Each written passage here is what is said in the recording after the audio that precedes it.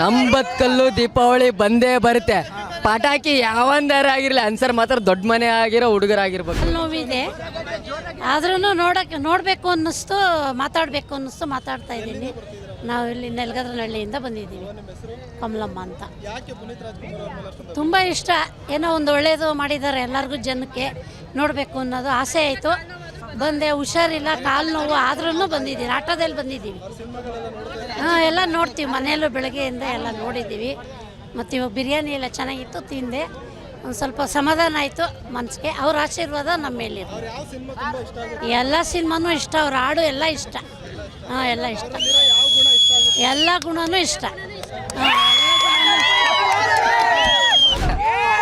RCB ಐತಲ್ಲ ಗೆಲ್ಲಲ್ಲ, ನಮ್ಮ boss ನಾವು ಬಿಡಲ್ಲ, ಆ ಥರ ಅರ್ಥ ಆಯ್ತಾ?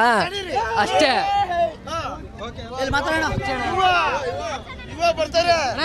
29ಕ್ಕೆ ನಮ್ಮ ಯುವ ಬಾಸ್ ಬರ್ತಾ ಇದಾರೆ. 29ಕ್ಕೆ ನಮ್ಮ ರಾಘಣ್ಣವ್ರ ಮಗ ನಮ್ಮ ಬಾಸ, ಅವ್ರಿಗೂ ನಾವು ಲೈಕ್ ಅಷ್ಟ ಕೊಡ್ತೀವಿ.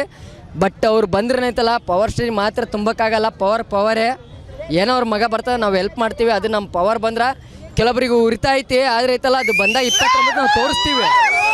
ಕೆಲವೊಬ್ರು ಯಾರೋ ಒಂದು ಇದೈತಲ್ಲ, ಯಾರೋ ಒಬ್ರೆ ಕಮೆಂಟ್ ಮಾಡ್ತಾ ಇದಾರ, ಕೆಲವೊಬ್ರು ಐತಲ್ಲ ಯಾರೋ ಕಮೆಂಟ್ ಮಾಡ್ತಾ ಇದಾರ, ಅವ್ರು ಹಿಂಗೆ ದೊಡ್ಡ ಮನೆ ಐತರ ಆ ಥರ ಎಲ್ಲ.